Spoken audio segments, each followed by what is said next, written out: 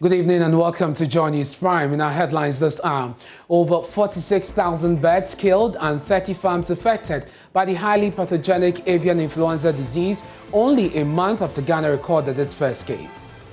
For Greater Accra region, so far we have had 21 farms that have been affected, and the total stock involved is about 21,000 birds. And those birds that have died naturally is about 12,000. Food shortage alert as acute shortage of fertilizer hits some part of the country. Farmers warn of dire consequences for food supply in the country. Across almost all the farming communities in northern Ghana, and you can see any solid fertilizer available in the market. And when we are not able to get this fertilizer by the end of this month, we are likely to lose our crops. More as the Busa South MP says the shortage ought to be treated as a national emergency. I can say on authority that the people of Busa South are yet to get even one bag of subsidized fertilizer. The sooner government pays attention to this issue, the better for us all.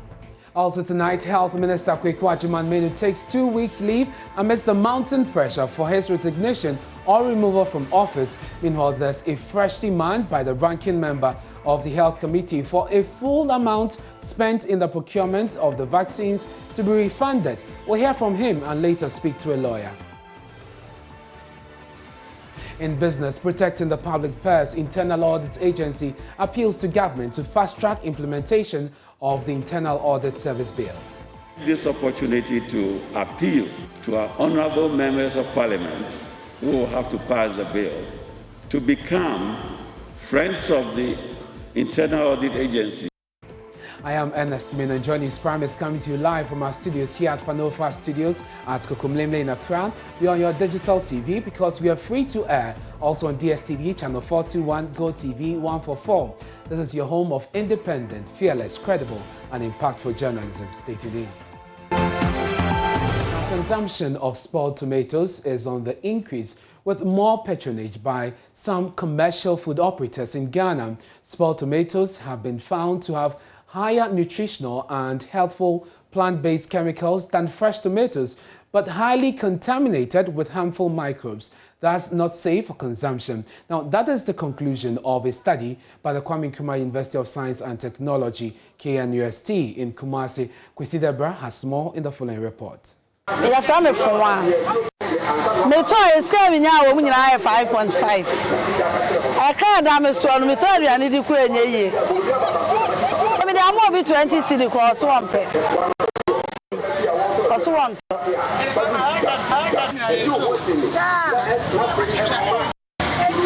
When it won at Papa boarding, well, soon after. But in I say, only about me turn be sad and the coffee. Consumption of tomatoes provides health benefits. However, they are highly perishable due to their nature, post-harvest handling, and germ infestation. The study was taken to determine the nutritional and chemical compositions of tomatoes. The researchers also sought to determine the levels of germs in these tomatoes. Professor Faustina Dufie-Rekomenu.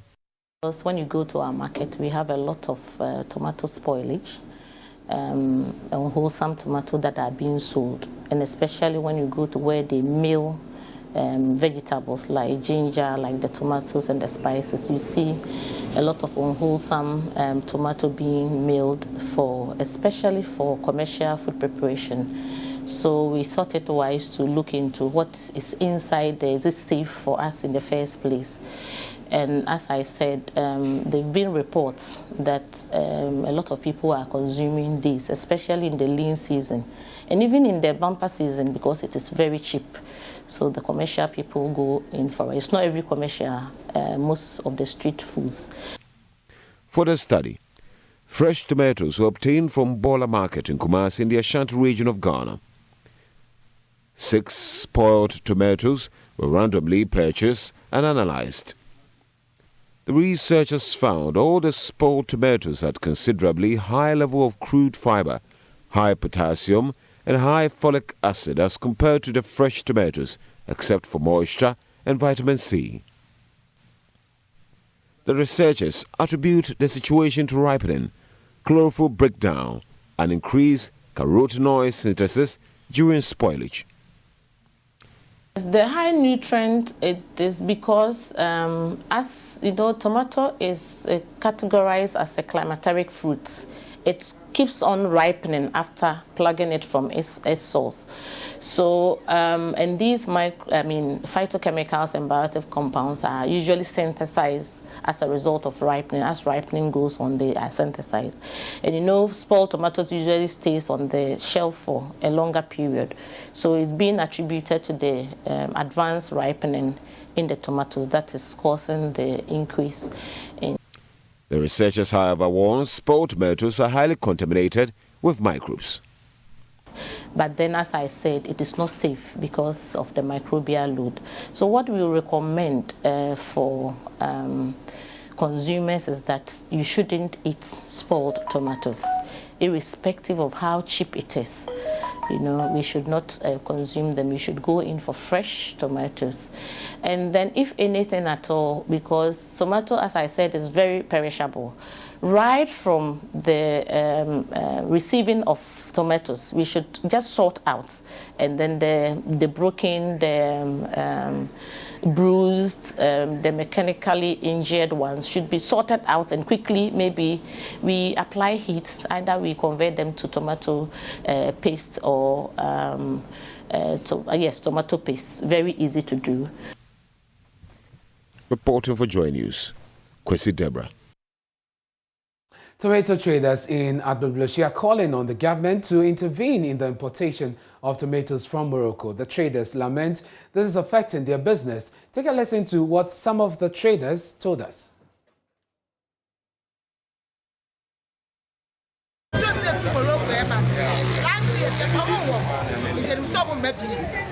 Now this year the almost yes, simply for the say, can't have pano.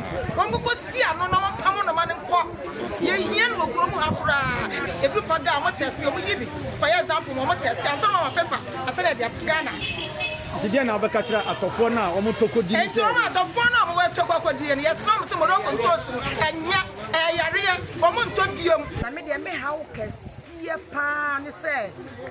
Say, Ghana ha, ye won't toast. Say, what is that them, to our bottom, Jenny, Atanta, and toasty or Ghana and toasty near. Now, be any Ghana and toasty. She said, Yako, so the Abba. Yako toasty the Abana at Tofway. Medina for them, Asamai, Cape Coast, Takra, the phone in Abba, the toast. But Morocco need tea. Omubaye no omunyina akoto no bi ye nyema na ye ka yenko mazemba kwa me waka ne se entosi last me ba no ko friend e no de ade afofa ho ofofa ho ni nyina ne me hwe no ofofa ho di guade no de fa ho se white abe kwazi no de na yellow then me tell say de na enye ndi only afa. To some food-related matters still, and over 46,000 birds have been killed and 30 farms affected by the highly pathogenic avian influenza disease only a month after Ghana recorded its first case. The Greater Accra region has the most infections as 21 farms have been infected, killing 21,600 birds. In the Central region, 13,657 birds have died. In the Ashanti region, you have 4 farms being infected, causing the death of 7,977 birds. Listen to the Director of Veterinary Services Directorate, Dr. Patrick Abeka, briefing the media on the latest figures earlier today. For the Greater Accra region. And let me assure the farmers that we are also doing everything possible that whatever birds that the Veterinary Services Directorate destroys, we will make sure that you will be taken care of. You will be compensated for the birds. What we've heard of late is that on some of your platforms, the message is that they should not allow the veterinary services to come in and destroy these birds because they are sure that they will not be compensated. This is false. If you do that, we will not be able to contain this disease. It is spreading. And it is our livelihoods, the poultry industry that is at stake. That's why we are trying to stop this disease from spreading. So if you are doing that, you are not helping us. The ministry is doing everything possible to make sure that we contain this disease. So far, apart from Greater Accra region, we have had 3 farms in the Central region, 2 in the Volta region, and 2 farms in the Ashanti region. We do not want this disease to spread beyond these farms, and we are doing everything possible to make sure that we contain the disease, and we cannot do that without your help. And I hope this is why we are all here today, to understand ourselves. Send a message to your farmers that government, we are receiving the necessary support from government to make sure that the resources are.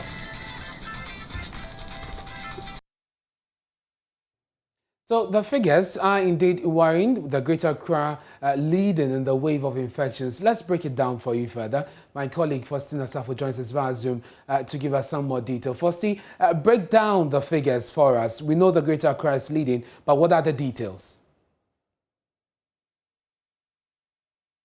You'd have to unmute your device, Faustina.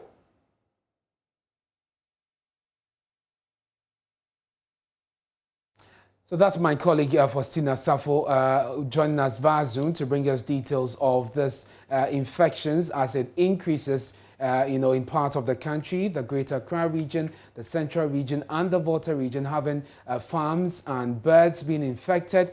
The Veterinary Service Directorate says it is doing all it can to contain the situation. Faustina Safo is back on the line. Fausti, hopefully we can hear you this time. The Greater Accra is leading, but what are the details? Share with us.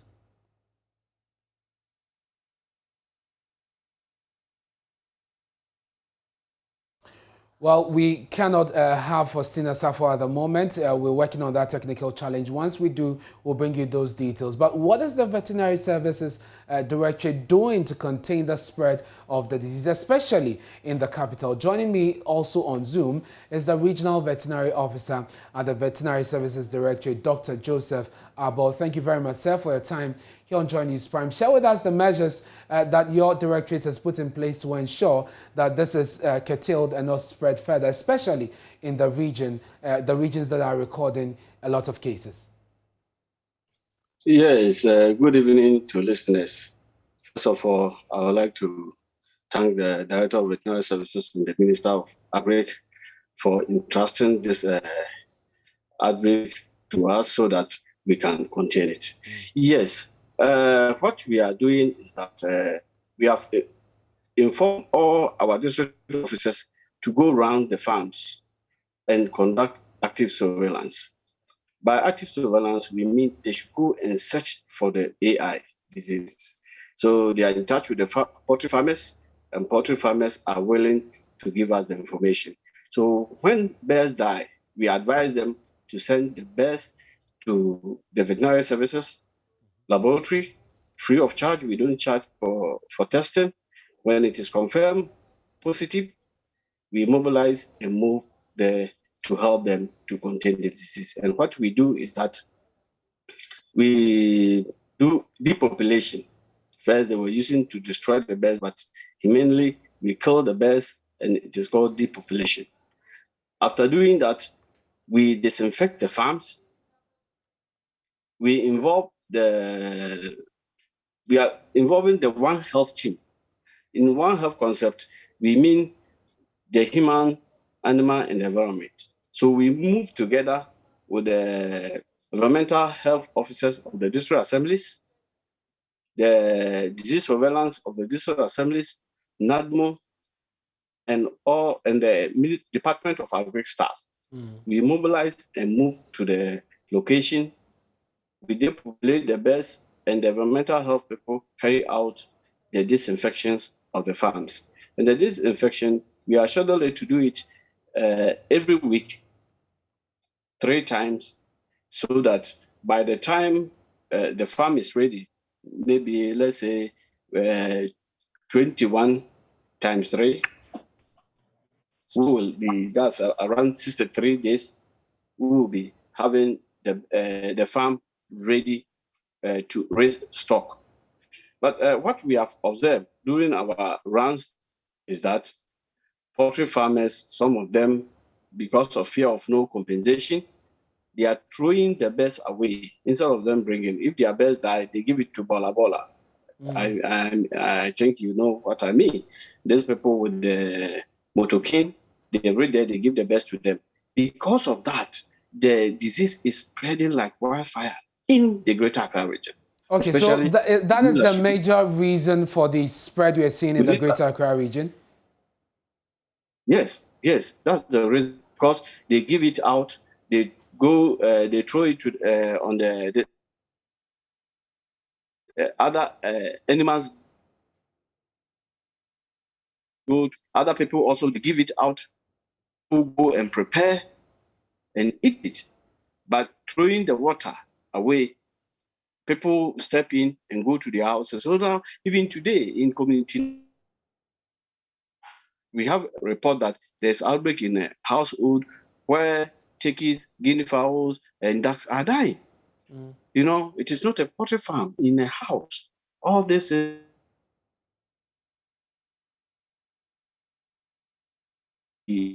dispose of the best.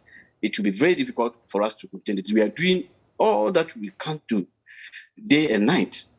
The poultry farmers will testify. Sometime 11 o'clock in the night, we are there killing birds and burying. Yes, and I just want to find out, because of how wide this is spreading, and because especially in the Greater Accra region, has there been any case of human infection recorded anywhere so far? Not yet. We have taken, as I said, we are using a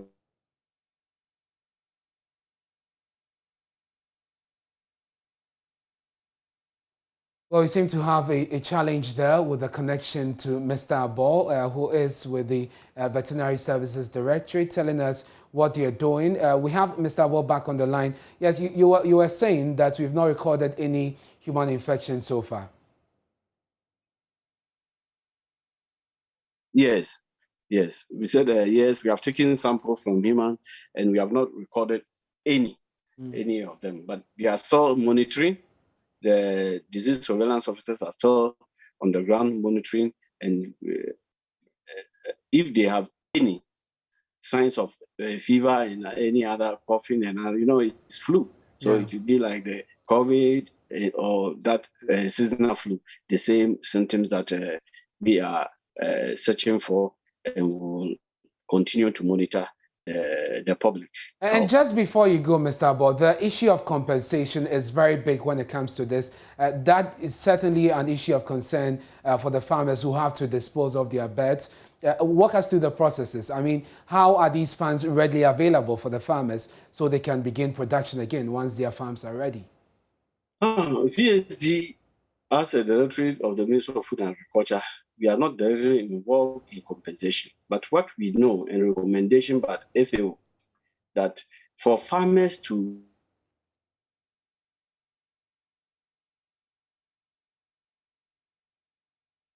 for us to be able to contain the disease, compensation must be paid. And we know that in the Public Health Act 851 of 2012, it states that veterinary services, upon suspicion of infection that communicable like AI, we can destroy the birds. Very well. And the compensation is determined by the compensation board. So what we will do is that we are compiling all the lists. We will attach the lab report and issue certificate to each farmer. So they will also present it, and we present our final report to the Minister of Food and Agriculture, and they will carry it on. But from assurance that we have from the deputy ministers, they assure us that they will be sorted, there will be compensation. And we know Thank you very much. Thank you very much, Mr. Abbal. We're grateful for providing us all those details. That's Dr. Joseph Abbal with the Veterinary Services Directorate. Let's go back to my colleague, Faustina Safo, who has all the figures for us. And it's important to understand what is happening so that you out there will be careful in your dealings, especially when it comes to, birds. Faustina, give us the details. Let's start with the Greater Accra region.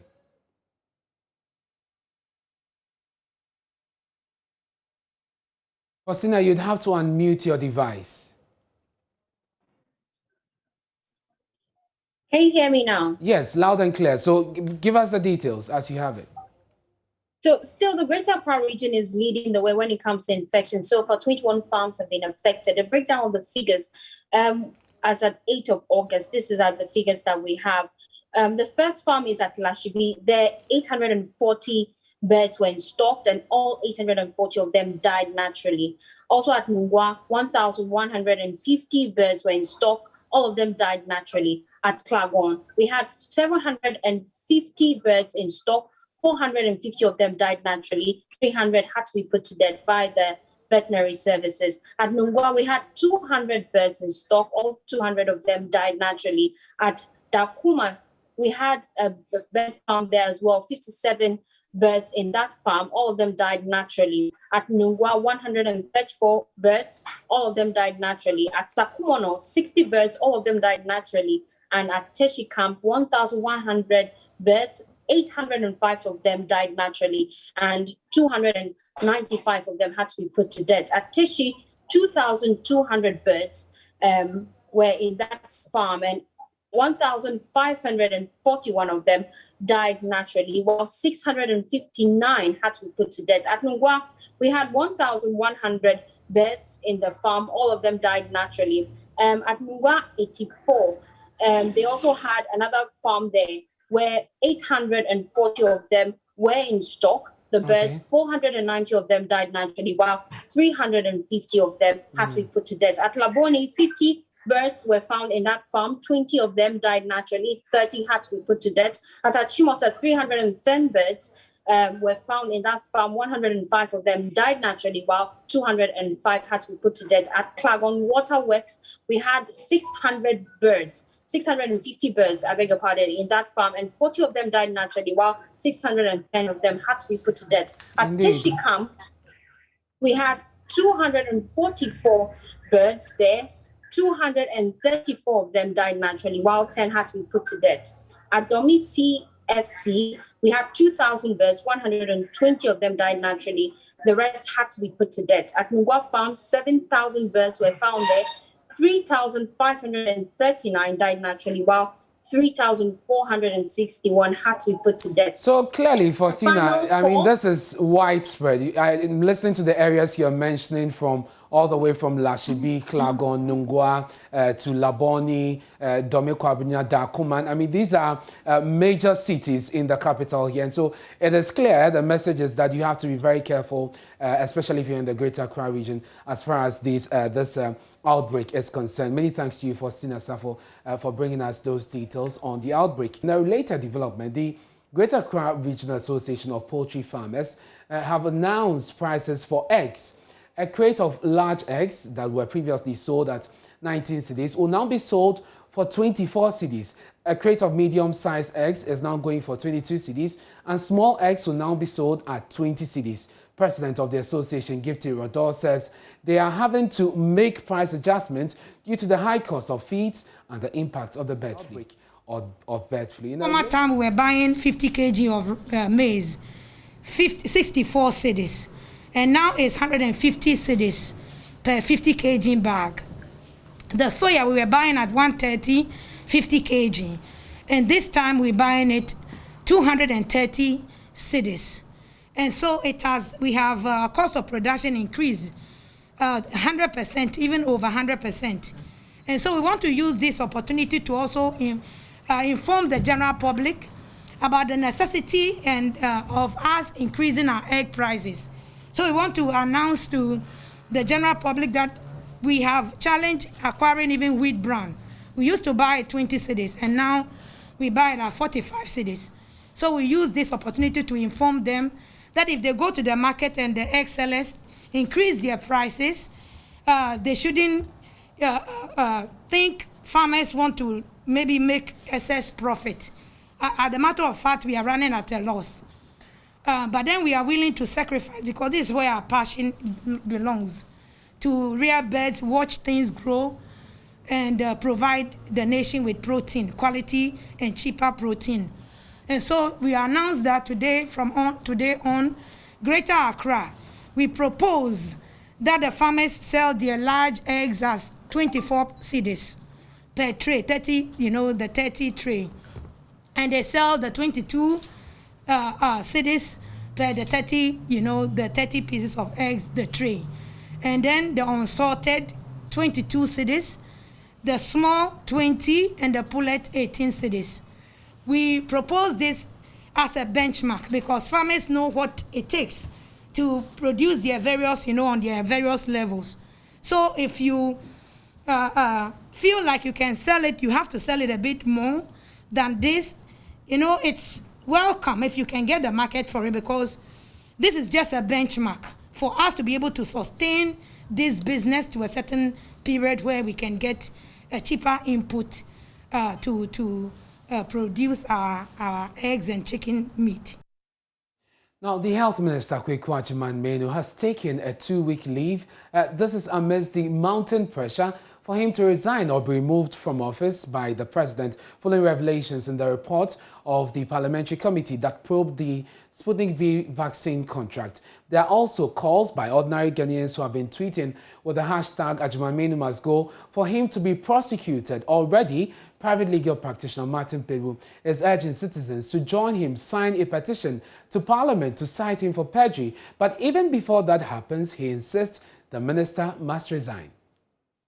And all those things. And you see, no, it's not as if we don't know that they constitute criminal offenses. So we know, but we're just thinking that why don't you go first?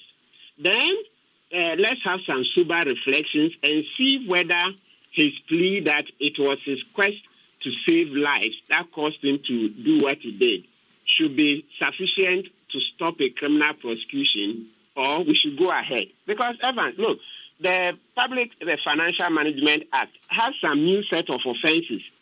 Apart from the conventional causing financial loss, even right now, if you sign a contract and that contract creates an obligation for government to pay money, that act alone. So that is when you don't follow due process and you sign the contract which commits government. That alone is an offense. So the perjury, the dossier is growing bigger by the day. Oh, how is it growing bigger by the day, Martin? It turned out that he was the one who approached the sheikh. I mean, that's the ministry. They approached the sheikh. Yeah, this man came out and said, oh, it was the sheikh that approached the ministry. So one lie. Then another one, he stated that, oh, he had tried government to government. So that is to say, to contact the Russian Foreign Ministry. It was when all his diligent efforts failed that he decided to deal with the Sheikh's office. It turned out that he signed a contract on the 9th of March. Then almost 2 months later, ending of April, 28th of April, that was when he then sought to contact the Russian Foreign Ministry. So one lie too many. I mean, this I don't remember the last time a minister did this. I mean, the barrage of breaches of the law and the embarrassment. This is unprecedented. I don't think we've gone through this before. No. A public officer having breached all these laws and still has the audacity to hold on to the office. I mean, come on. He's making us look like a banana republic. I think, look, we beg His Excellency the President, he should just relieve this man of the post. The embarrassment is too much. Agyeman-Manu is not the best qualified person for that post.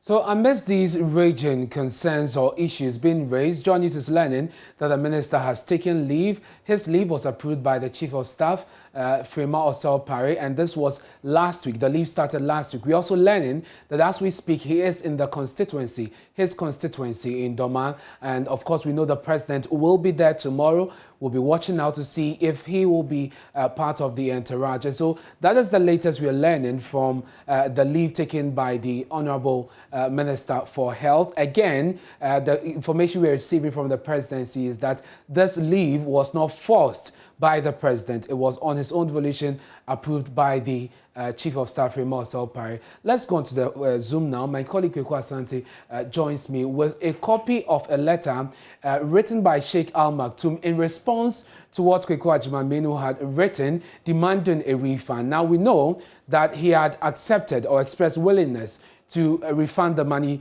to the government of Ghana. But Kweku, this letter is dated when, for context? This letter is dated the 5th of August 2021, and we know that the letter from the Honorable Minister for Health was dated 2nd August 2021. So 3 days after the Health Minister wrote to the Sheikh demanding a refund, the Sheikh wrote back to the Minister saying that he was ready to pay. The Office of the Minister received this letter on the 9th of August 2021, Ernest. Yes, but then it is not clear if, he signed the letter before proceeding on leave. That we do not know. But in the letter, the minister asked the businessman to do some arithmetic, deduct, the cost of what he delivered to us, which is 20,000 vaccines, and then deliver the rest of the money from the over 16 million Ghana cedi that was paid to him. Is it clear in the letter how much Sheikh Al Maktoum will be refunding to the government of Ghana? Right, Ernest. So according to this letter from Sheikh Dawood Al Maktoum, the 50% advance that they received through the letter of credit was $2,850,000. And so this had been drawn by Sheikh Al Maktoum's company. And minus the 20,000 doses that they say they've supplied, which will cost the state $380,000, the remainder will be $2,470,000. Because if you do the math, with the Ghana cedi now, a little over 14 million Ghana cedis. That is the cedi equivalent of $2.47 million. But we know that the committee said it should pay $60 million. So clearly, what Sheikh Al Maktoum has done is he has deducted the cost of the Sputnik V vaccine that he was able to supply from the amount that he withdrew. And he's saying that he's going to send this money, that is $2 million, $470,000 to the government of Ghana through the Health Ministry. And he has requested through this letter that the Health Ministry provide bank details for the refund to be processed.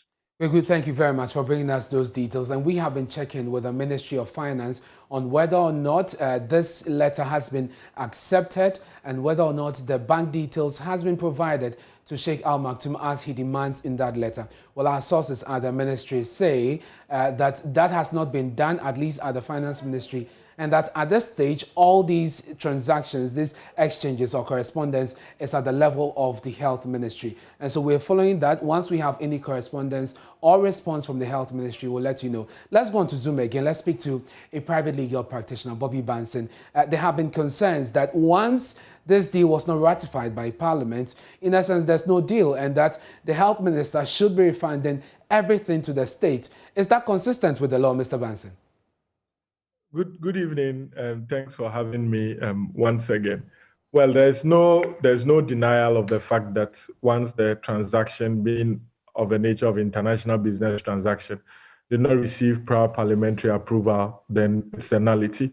But I beg to differ with the fact that the assertion that the fact that it makes it a nullity means that there's a total reversal, for which reason every money that has been paid under that agreement should be refunded to the states.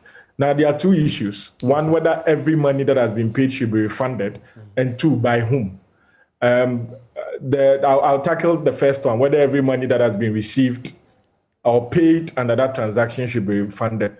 Ghana, there are two regimes of law. We have the common law, or the law as we have it, and then the equity. If a contract is declared as a nullity by virtue of non-compliance with the condition precedent, in this instance, the constitutional provision, then indeed the contract is a nullity. However, if somebody has performed or discharged part of his obligations under that contract, and another person has benefited from it, the fact that the contract has been subsequently declared a nullity does not mean that whoever has benefited from that contract should keep the benefit and the other person will lose. So let me give you an instance. You remember, and the people who make this assertion always rely on the Balkan Authority. when the Supreme Court declared that the energy, the power badges contracts that was entered into is a nullity for non-compliance with the constitutional provision. That was Ghana's position. However, when the Balkan energy people took us to international for arbitration, Ghana was ordered to pay them all the monies we have received for the value of the services they have provided us. Okay.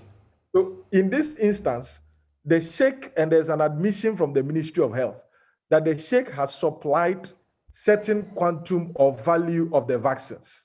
He may not have supplied all, but he has supplied part. And we have received that part, not as the minister, but as government of Ghana. And so we are supposed to pay for that service that has been rendered. Exactly. Let's proceed to the other question of who pays the money. Yes, and so if the money has been paid to the Sheikh and he has not supplied the rest of the vaccines, then even without the constitutional prescription, he is required under common law to refund for non-performance. Okay. And it may be even damages for breach of contract if there was found to be a contract. But in this instance, we are saying there is no contract, so there cannot be damages for breach of contract. He will refund the money in that aspect. Now, whether or not the minister is personally liable, it depends on the law that the Attorney General decides to, if he decides to proceed, will proceed under. Because if you look at some of the provisions of the Special Prosecutors Act, it states that any public person that has been found guilty of any offense listed may decide to plea bargain and refund. That is, if he has personally benefited. Okay. But I don't think that would apply in this case. Very well. And so if the minister has not personally benefited financially from this transaction, I do not see the basis for the court that he should refund any monies that have been paid. There are other criminal sanctions such as jail term or fine that may be imposed by a court of competent jurisdiction. But I don't think there's legal basis for the court that he should refund whatever monies that have been lost by the government as a result of this transaction. Mr. Banson, I'm grateful that you could join us. That's Bobby Banson, a private legal practitioner. This is Johnny Spine with me and S. Minister to come in. Hello there, you're welcome to Business. The Finance Ministry has begun a series of programs aimed at plugging revenue loopholes in the country. The Finance Minister, Ken Ofori-Atta, disclosed this when he inaugurated the board of the Ghana Revenue Authority in Ghana. Here's more in this report. The 8-member board is chaired by former president of the Association of Ghana Industries and managing director of Topical Cables and Conductors, Tony Otinjesi. The finance minister, in inaugurating the board, noted that they are working closely with the Ghana Revenue Authority on several programs, which he believes will go a long way to improve collections. It's even more onerous and challenging as we begin to look at the role of the SEC or the capital markets, in the development of the country. The challenges are enormous, and the issue of the gap between our short-term funds and how to reconstitute our long-term funds is going to be crucial to our development. And so your role in facilitating, promoting this is key to Ghana's transformation. On his part, chairman of the board, Tony Otinjesi, noted that they appreciate the challenge ahead and will do everything to improve collections. Of finance, but the honor done us and asking us to chair and also to serve on this board as members. We acknowledge the strategic importance of GRA in our economy, and we have duly taken note of the minister's message this morning with very, very keen interest. In particular, I think he has set out our job for us. In a related development, Finance Minister Ken Ofori-Atta has also inaugurated the reconstituted boards of Social Security and National Insurance Trust and the Securities and Exchange Commission Board. The 13-member Senate board is chaired by former Minister of State for Tertiary Education and veteran journalist Elizabeth Ohene. The board of the Securities and Exchange Commission is chaired by Dr. Yeboah. The minister later disclosed that the Senate board must work hard to address concerns of workers when it comes to their benefits. Over the past 4 years, over 10 billion cedis, nearly all collections, was spent paying pensions and other benefits. This impugns the long-term sustainability of the scheme, and I truly, as I mentioned 4 years ago also, charged the board to commence stakeholder consultation towards new innovative funding options for the scheme, and also looking at the issues of retirement, etc., to make the scheme stronger. Chair Board Elizabeth Ohene noted that together with other board members will be working hard to deal with the numerous challenges facing the trust. I assure you, Honorable Minister, we will stay faithful to the tenets of Act 766 and ensure stakeholder involvement to be aware of changing needs and aspirations. I have a personal interest. I'm a SNIT pensioner, and I suspect I don't need to add more than that. Board Chairman of the Securities and Exchange Commission, Dr. Yeboamwa, noted that they are committed to making Ghana a financial hub and protecting the interest of investors on the capital market in the country. To other stories, the Internal Audit Agency is appealing to governments to fast-track the implementation of the Internal Audit Service Bill. According to the chairman of the agency board, Joseph Winford, the bill, when passed into law, will ensure the efficiency of its operations and make the agency independent of political interference. The Internal Audit Service Bill, when passed into law, is expected to restructure the practice and align the activities of internal auditing with national financial priorities and strategies set by the Finance Ministry. Addressing the 2021 Annual Internal Audit Conference, Chairman of the Internal Audit Agency Board, Joseph Winford, said the bill, when implemented, will give his outfit the freedom to protect the public purse. After going through to find out what really was troubling the agency, we realized that the major impediment had to do with the Act, the 658. That took away the independence and objectivity of internal audit. The EU's consultants came out with exactly what we also believe to be the actual cause of ineffectiveness. Started working on that, and it's resulted in the presentation of a bill, a draft bill, to the Minister of Finance to have the law amended. And I'll take this opportunity to appeal to our honorable members of Parliament who will have to pass the bill to become friends of the Internal Audit Agency so that they will hurriedly and expeditiously pass the bill to enable us to achieve our objective. Minister for National Security, Albert Kandapa, said for public finances to be managed prudently, internal auditors need to be accorded respect. He made this statement as he recounted his experience as a former practitioner. I spent only 6 months in SNIT and some few months in the Electricity Company of Ghana. And going by the experience that I had at SNIT in particular, there is no way that I will agree to become an internal auditor again. Nobody respected me. I wasn't invited to important meetings. But above all, nobody cared about what I did. If in spite of all the challenges, they would accept my internal audit reports and effect the recommendations that I had come up with, probably I would have been happier. But I can assure you that wasn't the case. If we want to improve upon public financial management system in this country.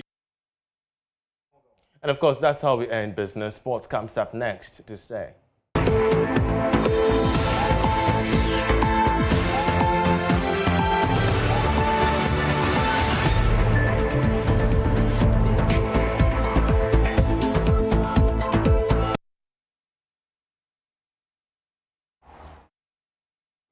Many thanks for staying with us here on Joy News Prime Time to bring you sports. I am Hans Mensah, and the 2021-2022 Ghana Premier League will kick off on the weekend of Friday, October 29 to Monday, November 1st, 2021 across all the 9 Premier League centres. It follows the approval of the plan for the 2021-2022 football season by the Executive Council, and Charles Macarius has the rest of the story.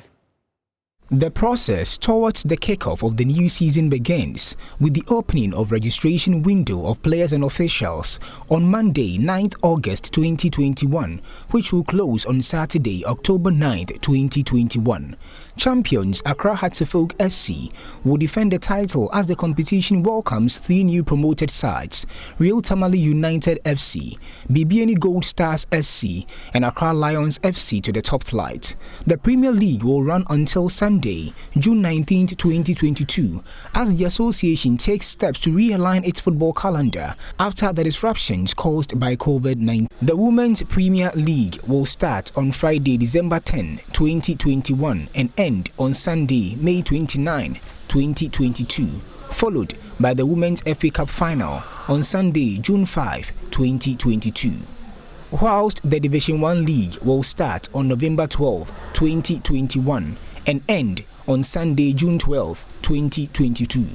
As usual, the MTN FA Cup final will close the season on Sunday, June 25, 2022. As stipulated by the GFA statutes, the association will go to its annual congress before the kickoff of the competitions.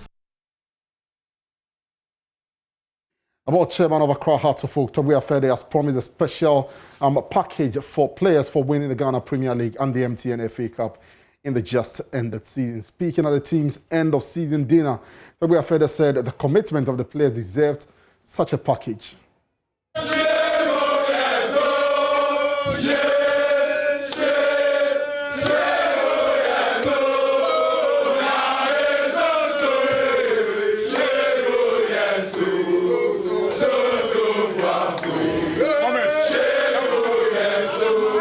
The 2020-21 football season is one to remember from the perspective of House of Oak. Having won the Ghana Premier League, the Phobians completed a double, defeating Ashanti Gold via penalty kick-out to win the MTN FA Cup. Board chairman of the club, Togbe Afede, appreciated the commitment of the boys into winning laurels for the club.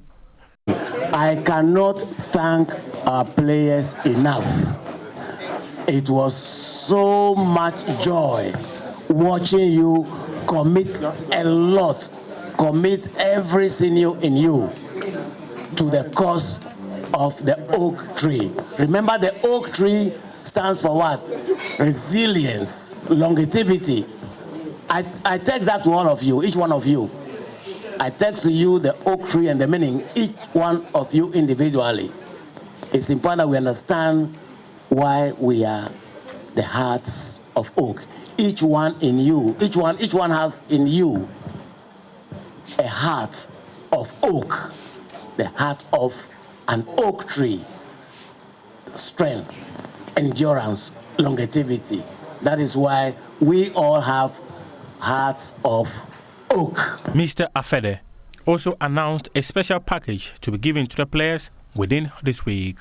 Your rewards for winning these trophies will be paid into your accounts this week.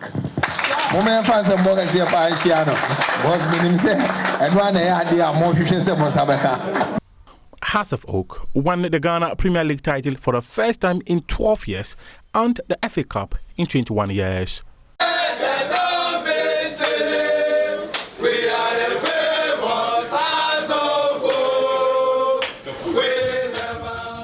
And there's more sports later in the bulletin, but still to come here on Joy News Prime. New York Governor Andrew Cuomo has resigned after an inquiry found that he sexually harassed multiple women, prompting efforts to remove him.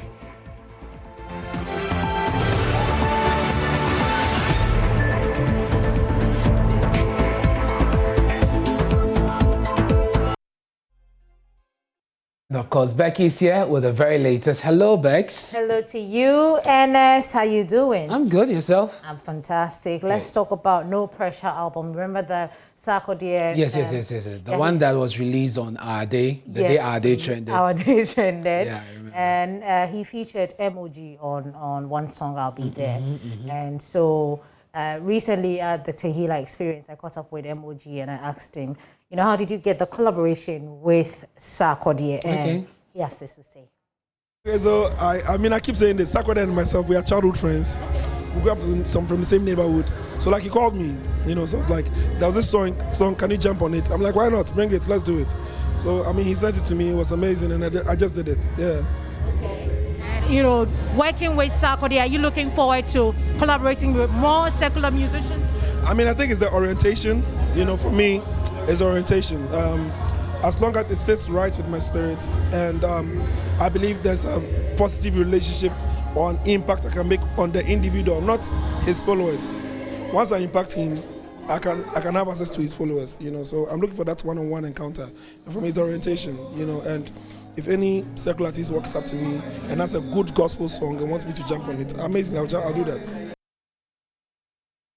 Well, that's interesting. Gospel musician. Not so different from what Ohima Mercy said. Yeah, and not so different from what Yao Sapon said. Let's move on. Let's talk about actress Beverly Afaglo. You know that we woke up to the unfortunate news. And on Daybreak Hits this morning, she's been explaining events leading to the fire outbreak. My mom has a garden at the back of the house. So, I mean, a woman who is almost 80, she's always bored. She wants to do gardening stuff. So she always goes to her farm. That's what she calls it, every morning. So apparently she went to do her regular farming and she gathered some weeds, and she bent it. So according to her, the fire had gone down and she left and she went to relax. So my house help made lunch and went to give her her food. So when she was going back to my side of the apartment, then she could perceive smoke. So she went through the corridor and she realized that the smoke is coming from the back. So my room faces the back itself. So she said she went to open my door, and the room, the smoke had engulfed the whole room. So she shut it back and quickly ran to Grandma's place and said, "Grandma, are you burning something at the back of the house?" And she said, "Medum no, diasem." So both of them walked to the back of the house and saw that fire was raising the whole place. By then, my cousin had gone to pick my first daughter from school. So he got back and came to meet the fire. And they went to open the poly tank, and my cousin and my household started pouring water on the fire. So when they were pouring water, the smoke was coming. So they decided that they should take Grandma and the kids out of the house. So they took Grandma and the kids out and drove the 2 cars out of the house. And when they tried coming back to save whatever, the smoke had engulfed the whole house. So they started calling fire service. So I was in town in Tema, all right, not too far. Then a neighbor called me that, Beverly, your house is on fire. Very, very sad incident. Very sad. She lost everything. She lost everything. Her management has put out a statement and a number that you can send. Yes, I understand some of the celebrities are already donating. Yeah, so hopefully we're waiting for you. But that is, she's married to Prior Honeyhawk, yes. Okay. He's currently out of the country. He's been out since last year.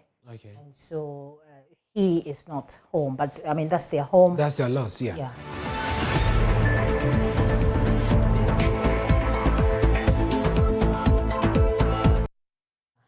Too bad. Yes. So keep donating if you just donate.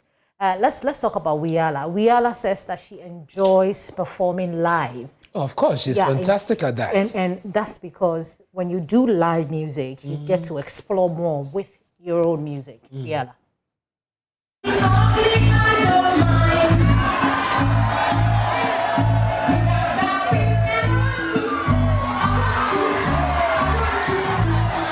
It's even difficult for me as a musician, it's too difficult when you follow too much of what has been recorded already. You perform it after a while, it's like, Oh, I'm just repeating it. Oh, now it's boring. Oh, it's boring. So, and as for the music, there are some musicians, the more you sing the song, even after you've recorded it, you realize that, oh, I could have added that, but because you can't do all that at that time in the studio, performing live allows you to explore that one song, and you discover that you can sing it in so many ways. As I'm talking to you, I could rap Tinambayi if I wanted. I could sing it like a ballad if I wanted. I could sing it in a reggae form, jazz. Name all of them. That is what live band allow you to do. So before I realized, you are like, one song you can go to areas with it. Wow. So that's why I really, really love to do it. How is it like?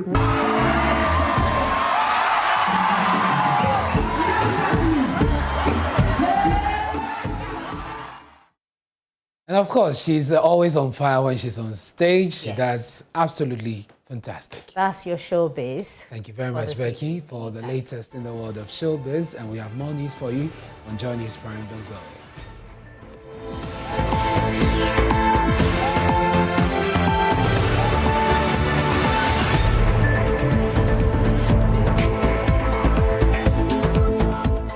In other news, farmers are this evening warning of an impending poor crop yield with not only dire consequences for Ghana's economy, but will also worsen the already existing food supply deficit and further burden the import bill of the state. Now, this will affect the balance of payments and the wobbly stability of the cedi. This is, they say, is due to the shortage of subsidized fertilizer that has hit parts of the country, contrary to the disclosure by the Sector Minister, Dr. Owusu-Efiri Akoto, on the floor of Parliament that the fertilizer distribution in the northern sector has improved. Farmers say that is not the case. Listen to the Minister's announcement in Parliament. Mr. Speaker, the Ministry of Finance has released funds for the payment of 2020 arrears owed the fertilizer companies. From May to July 2021, a total amount of 260,432,490 cedis, 94 pesos, has been released to pay the companies. The release comprises an amount of 186,631,445 cedis, 445 cedis. Actual payments made to the companies this far from the amount of 73.8 million, while it's being processed by the Ministry of Food and Agriculture through the gift mix system. These payments represent 44% of the total debt of 587,876,784 cedis owed all the fertilizer companies that supplied fertilizer to farmers under the 2020 Planting for Food and Jobs campaign. Furthermore, Mr. Speaker, the Ministry has approved an upward adjustment of the prices of the Planting for Food and Job fertilizer for 2021 to cushion the fertilizer companies on account of the increased world market prices due to the effect of the COVID-19 pandemic on commodities on the international markets. The adjustment will enable the fertilizer companies import and distribute fertilizers for 2021 planting seasons. The Ministry has organized an emergency meeting with the fertilizer companies to discuss fertilizer shortages and its adverse effect on food security. Monitoring of the availability and distribution of fertilizer to farmers have been improved significantly in the regions since. Thank you, Mr. Speaker. Well, that's not all. President Akufo-Addo, during his tour of the northern region over the weekend, told Yana Abubakar Mahama in Yandi that government is aware of the challenge and is working to fix it. I'm aware of the difficulties we've had recently about the supply of fertilizers to our farmers. But believe me, that is now over, and very soon the farmers here and across the country will be accessing the subsidized fertilizer like they did during my first term. I was very impressed about your involvement in the Green Ghana initiative. I was very happy when I heard that you yourself had taken a stand on the Green Ghana initiative. It is something that we should all pay attention to and make sure that it happens. We've committed ourselves to planting 5 million trees. That should not be the end. We should be planting 5, 10, 15, 20 million trees before my term is over. But perhaps the best news today that has come to me from Yandi is the production of this document, the Yandi Development Fund.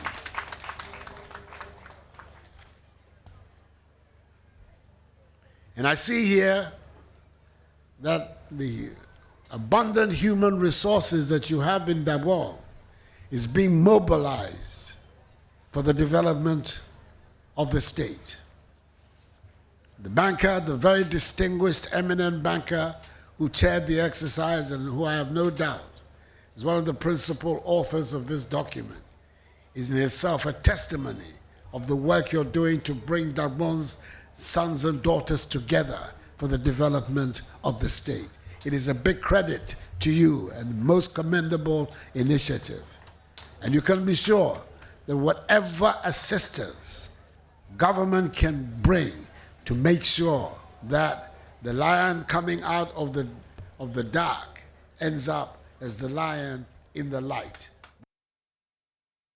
But days after that, farmers say the situation is yet to improve. Boso South NP Dr. Clement Park says the shortage should be treated as a national security emergency. The current shortage of subsidized fertilizer in the Boso South and similar communities has very dire and grave consequences for the well-being and sustenance of the people who depend on agriculture. Contrary to claims by the Minister for Agric that monies had been released to fertilizer suppliers and that meetings had been held which have enhanced and improved distribution of fertilizer to northern parts of this country, I can say on authority that the people of Boso South are yet to get even one bag of subsidized fertilizer 2 months into this year's cropping season. The sooner government pays attention to this issue, the better for us all, because the implications and the consequences will not be borne by the people of Boso South and similar districts alone, but the entire nation.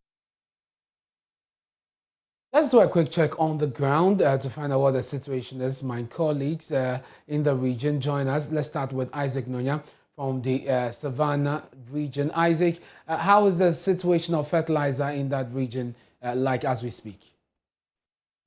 Ernest, the situation here is a bit murky and developed. Listening to farmers from all the 7 districts in the region, it appears the product is not available. And we're trying to find out whether they saw some and then the prices were something they could not bear or not, or they also suspect smuggling. They said that this is the situation, you can't even see the product with your naked eye, talking about smuggling. So obviously, looking at farmers, those who are into maize cropping, at this point of time, if the product comes into the system, the time has passed to apply fertilizer for maize at the moment. If you also look at those who are into rice cropping and other cross cropping, it happens that the product, unless one travels over to another region, Tambale, you can't easily have it over here, though we now have a stand as a separate region from the then other region. It's difficult to have the product here in the system. You can only locate 1 or 2 input dealers or accredited suppliers in the capital. And for them to, if they're able to supply 2-3 peasant farmers, no commercial farmer can access subsidized fertilizer here in the region, unless the person crosses over to another region, where in the way they can find a way through some of the dealers to have it. But in that Savannah region, there's no subsidized fertilizer. If it's there, you can't have access to it. So what have the farmers been telling you will be the impact of this on their investments in the farms?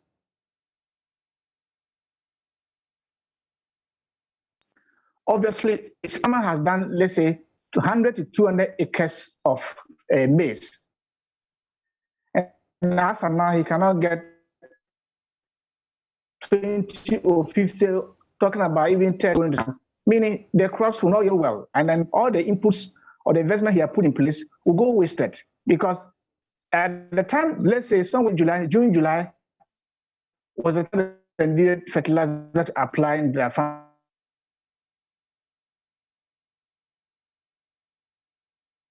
Seem to be having some challenge there with the connection with Isaac Nonya from the Savannah region. My colleague, let's move to another region to do an update there. Let's go to Ilyasu Tanko, who joins us from the Northeast region. Ilyasu, what is the situation in the region? Are there enough fertilizers or not?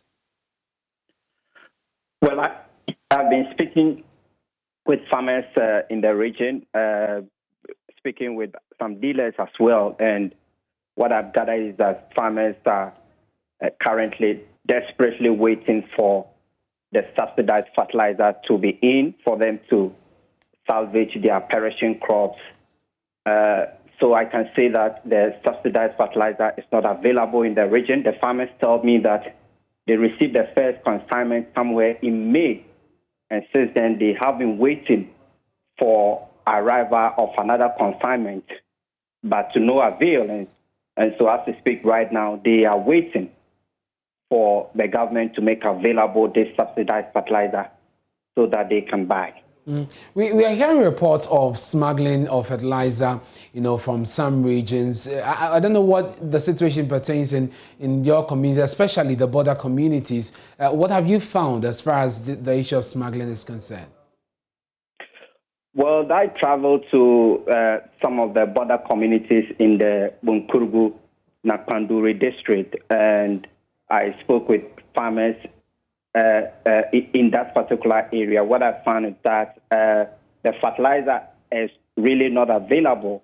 A few that is available, but it's not sold at the subsidized price. It's sold at normal price. And the dealers tell me that these are fertilizers they themselves went to Techiman to procure. And so it's not for, so that is why they are selling it at that price. And so that is currently the situation. I travel even up to Togo. I spoke with some Togolese, and they claim that the Togolese farmers smuggle the fertilizers. It's just really not available in the region. Ilyasu, we're grateful for bringing us this update. That's our correspondent in the Northeast region. Earlier you heard Isaac Nonya from the Savannah region. Let's bring in the head of programs and advocacy for the Ghana Peasant Farmers Association. Thank you very much for your time here on Joy News Prime. Do we have shortage of subsidized fertilizer as an association? What have you observed? What is your report on this? Thank you. Good evening. Let me say good evening to the rest of your panelists and the listeners. I think your reporters hit the nail right on the head. There is shortage of subsidized fertilizer across all the regions in northern Ghana and even in Guanhaf region. Okay. I overheard somebody talked about smuggling. For we have the monetary fertilizer movement, and if anybody should attribute the shortage to smuggling, I don't think the person is on the ground. The fertilizer that is coming is in limited quantities. I brought a number of trucks of fertilizer to my family, the smallholder farmers, to bring it, and all the fertilizer will be removed from the car. You don't even remove it into the shop, and everything gets in. Now, the problem we are facing is that this is the peak of fertilizer application. And some crops are being overgrown past the time of first application. So others are now expecting to get the urea for second application. And as we speak, there's no company that has supplied urea. I've spoken to all the companies, and none of them have urea in the system. Now, the minister updated Parliament that money has been released for payments of companies, and that fertilizer will be distributed. Look, the truth of the matter is that majority of the companies don't even have fertilizer in Ghana. I see. It's about 4 to 5 companies that manage to bring fertilizer into the country. I have spoken to most of them. And what is accounting for this? Why don't they have fertilizers in stock? You see, at the beginning, most of them were saying that they were expecting money that government owns them so the government will pay them to use to import the fertilizer. And those monies were not coming. So since the monies were not coming, fertilizer prices at the real level is also keep increasing. So now they cannot even import the fertilizer. So there are very few companies that manage to bring fertilizer into the country. You are warning of dark consequences for the nation, especially in the aspect of food security. Will an emergency provision avert this, food security issue that you raise, or shortage? Sure. Just those few companies that I talked about, there are some small fertilizer they are selling at the open market. So if government can put in immediate money and direct them that they should stop selling all what they have in the open market price, and that government will buy it and then subsidize for the farmers, I think that will still do something, because many farmers are now abandoning part of their farm because they won't get fertilizer to apply all. So that the small money that they have, they will use that one to buy the open market and manage with a few of their farm. And so it is not too late at all? Pardon? It is not too late for an intervention? Yeah, if we are able to get intervention within this week and next week, I think we will still be able to turn events. But if that doesn't happen by the end of July, most of the crops might not need a fertilizer again. So within the next 2 weeks, government must intervene, otherwise we are headed for some form of a crisis. Yeah, when it comes to northern Ghana, which is now becoming the food basket of this nation, most of the lands are infertile. So once you don't apply fertilizer, they used to be very poor. So if government doesn't do anything from now to next week, I don't think our food security situation will look good in 2022. Meantime, what is your association doing in order to help your members whilst you wait on government? So what we've done so far, we have been able to actually negotiate with the Ministry of Food and Agriculture and also negotiate with some of the steel companies. AMD, for one, is having supplying some fertilizer for us to give to women farmers and smallholder farmers. But that alone is not enough. So that's what we are doing. We are going to procure some of the open market fertilizer, and we are giving to some of our members of credit. But that still is not enough, because how far can we go? So we are still in talk with the government, and we are hoping that they will do something urgently to ensure that we have enough fertilizer for majority of the farmers who need it. Thank you very much. That's Charles Inyaba, Head of Advocacy for the Peasant Farmers Association. Now, the Deputy Agric Minister in charge of crops, Yao Frimpong Ado, joins us on phone. Thank you very much, sir, for your time here on Joy News Prime. You have heard from the Peasant Farmers Association. Our reporters have been on the ground. They're telling us what the situation is. Clearly, there is a challenge. What are you doing about it? Yeah, thank you so much. And I must say that this is about the fourth time I'm speaking about this fertilizer issue today. Only today. It's about the fourth time. And it's really getting a bit too much on us, because we have explained the situation, and under no circumstance would anybody from the ministry stand anywhere to deny the fact that the challenge of shortage of fertilizer, and it's not the doing of the ministry nor the doing of the government, but circumstances that have got the whole world have resulted in kind of situation that we find ourselves. The suppliers of the fertilizers themselves, they know.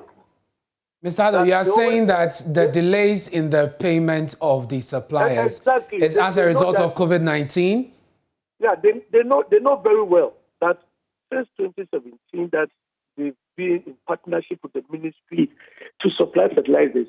They always supply upfront, and then the government pays later. What they supplied in 2020, we're supposed to pay this year. And we all know what has happened to government revenue mobilization efforts. We all know. It's not only Mr. Ado, are you saying that you don't owe farmers for 2019? 2019? No, I'm not aware of that. What I know of, well, there may be some arrears from 2019, but at least I know that 2020 they made some payment. So it's possible. I will not deny the fact that some of them may be owed from 2019. Yes, I mean, no doubt about that. But as I indicated, because we pay upfront, I wouldn't be surprised that in 2019, because we were praying in 2020, and we know what happened in 2020, and the spillover to 2021, that has caused all these problems. But first of all, this must have been budgeted for. If it wasn't, COVID-19, government provided funds for COVID-19 relief. The Agric Ministry, I believe, enjoyed part of the World Bank facility that was provided. And so why was this not provided for? For fertilizers? Are you talking about? No, I am saying the ministry received some monies. If this was a priority, you should have made some allocation for it. Hold on. There is an arrangement to pay these farmers. And those reliefs that you're talking about were for different purposes. So if we have an arrangement to pay you through this channel, and some people are also getting some relief through some other channels, it will not be too proper to divert those funds to come and pay. Well, Mr. Addo, the situation is that there's a challenge now. The farmers are warning that if in 2 weeks government does not intervene, we could have a crisis on our hand. There will be massive food shortage. First of all, I'm even surprised my brother was speaking this week, because my brother has had continuous dialogue with the ministry. And he knows every step that the ministry is taking. And as I speak with you right now, in fact, in the past 2 or 3 weeks, truckloads of fertilizers have been leaving the Tamahabo to send fertilizers up north, because this is the time that they need it most. And as he rightly said, in 2 weeks' time or 3 weeks' time, if they don't get it, then we better forget it. And government is also very conscious of this fact. Okay, and so you are moving fertilizers, to the northern regions. Yeah, but I can assure you, even now, because I knew I was going to talk to you, I spoke with the director in charge of crops. He's in charge of these fertilizers, and he said, look, the situation has improved significantly compared to about 3 weeks, a month ago, when people were queuing and it was so chaotic. Okay. The situation has improved significantly. So can you give us the assurance that by close of week, farmers would have fertilizers in their farms and they can apply it on their crops? That one I can assure you. They may not get it at the level that they used to get, but at least they will get fertilizers that will ensure that their farms, the yields that they get from their farms, they will get those yields.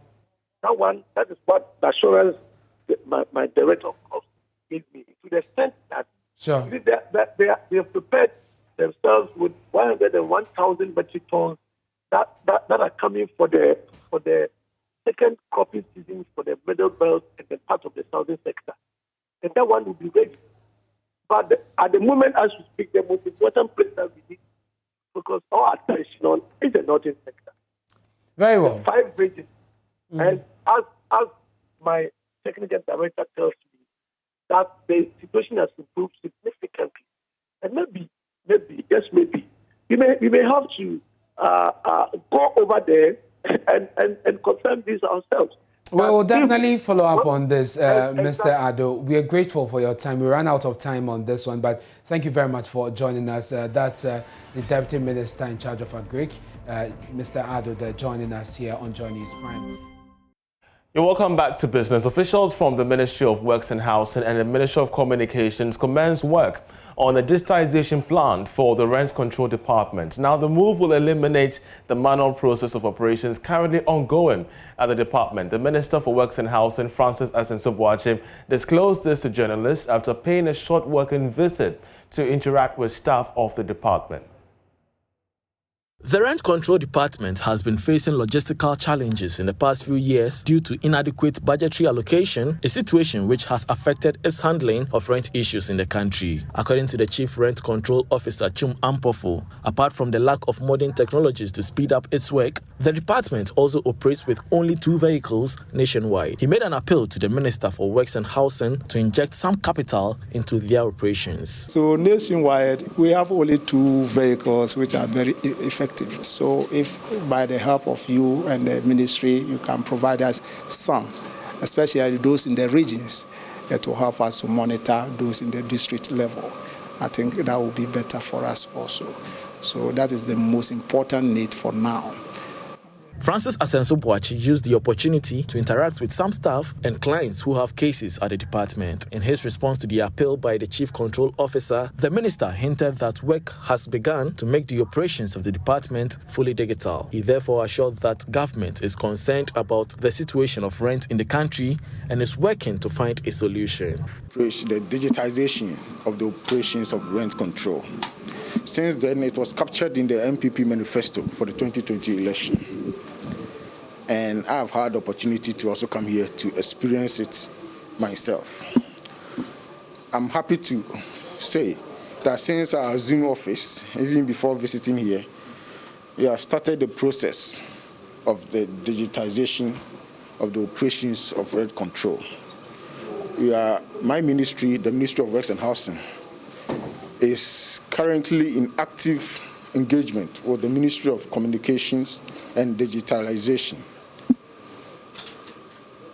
to digitize the operations of rent control. And we have a team together. We met last week and we are on it.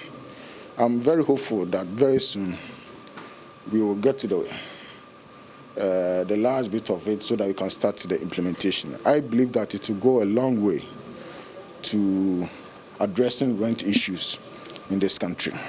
The entourage from the ministry used the opportunity of the tour to also interact with some clients of the department.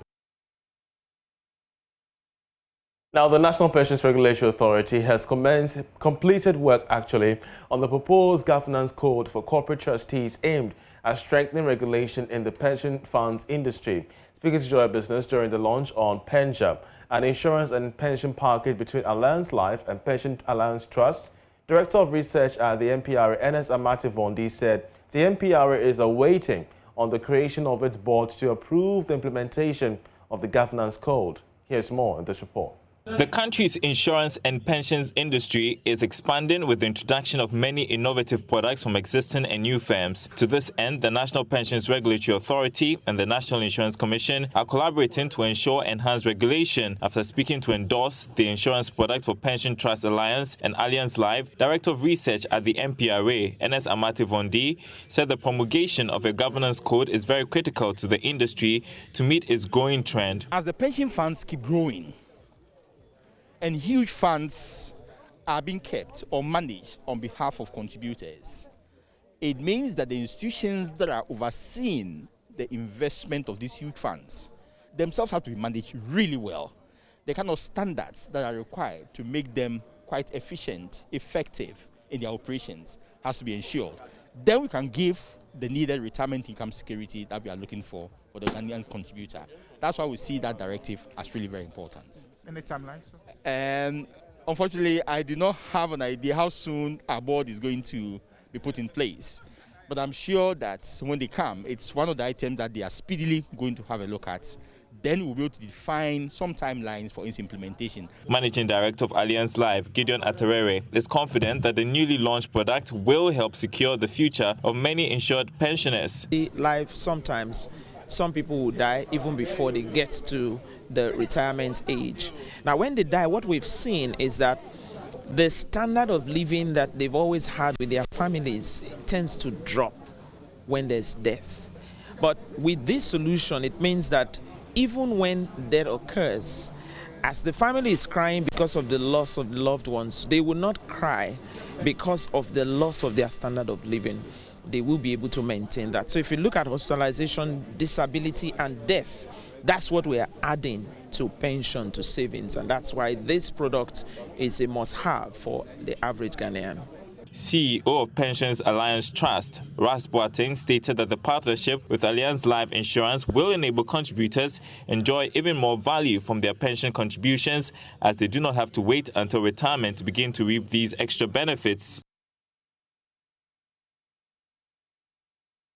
And of course, that's how we end this edition. But just before we leave, the total value of foreign currency deposits with commercial banks ending May this year witnessed some significant increase. Data from the Bank of Ghana puts the value at $4.7 billion compared with $4.1 billion during the same period last year. George Riafi has more in this report. This is the total value of 4 foreign currencies that has been lodged at the commercial banks by individuals and businesses. However, for easy calculation and comparison, everything has been converted into dollars. In just 1 year, the amount has increased by more than $500 million to hit $4.7 billion, while between March 2021 to May, it has increased by more than $200 million. For some, the development can be described as worrying. This is because it has been established that the majority of these accounts are not necessarily for those that are engaged in dollar business and transactions, but rather persons and firms that want to protect their investments against inflation. This often see persons go out and buy dollars and keep them in an account. Whichever way you want to look at this, some currency experts say it is not good for the Ghana cedi's stability against the dollar. This is because some have argued that this practice has also been one of the major factors contributing to the cedi's perennial depreciation against the US dollar. The practice is also depriving a lot of firms that may need these dollars for various business transactions. Others believe that one of the surest ways to stem this practice is by stabilizing the Ghana cedi against the US dollar. And that's how we end this edition of Business. We'll leave you with a summary of international business news, after which sports comes up next this day.